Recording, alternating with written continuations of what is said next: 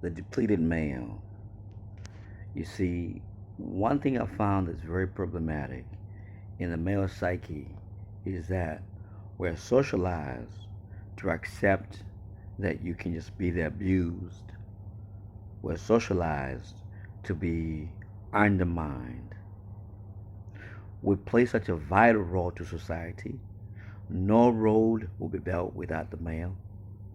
No garbage bin will be collected without the male. No oil will be dug out, drilled for without the male.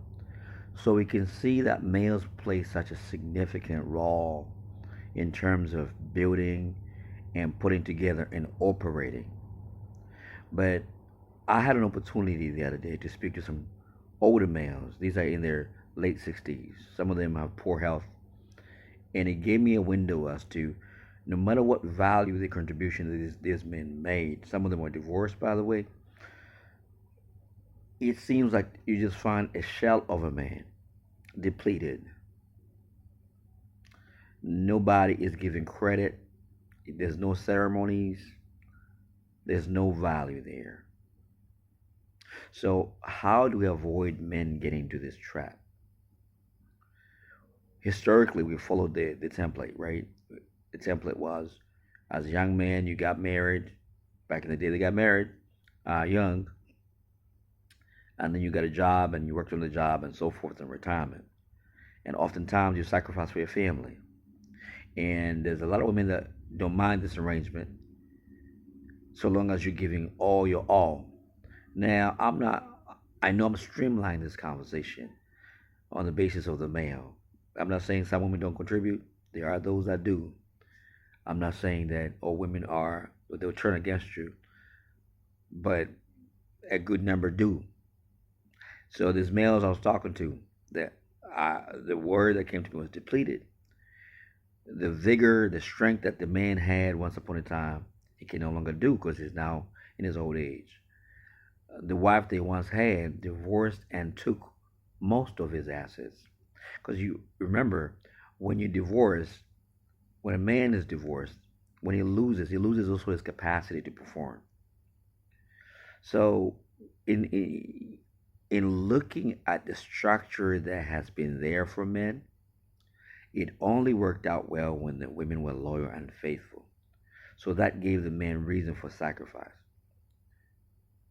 Every now and then there was a male that was there who was more like he figured it out.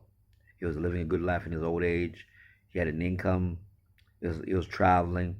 But the bulk of the males that I see, they become just depleted. So to avoid that as males, we need to choose a path that has us in mind. Where do I end up? You know, we cannot choose institutions or arrangements that don't favor our being because some men have been shocked to discover that love wasn't enough apparently, or hard work wasn't enough, and whatever charms they had, they've been replaced, and now they find themselves alone with a little dog feeding the pigeons. You know, so it saddens me to see that a lot of people follow a template that does not make sense, and they find themselves at the end of it like, well, why am I here? So peep the game and know that the end game for those that make poor decisions.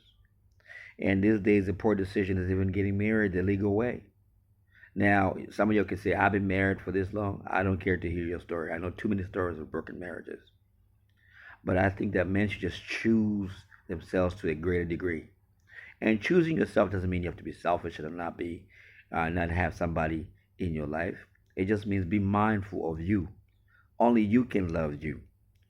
Because in old age, men are only as good as they can produce.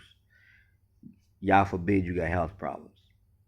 So I saw a lot of depleted males because I could see even their enthusiasm for life, they're just existing. So if you're not there, find a way to be on a path that you can be somewhat functional and enjoying life when you're older.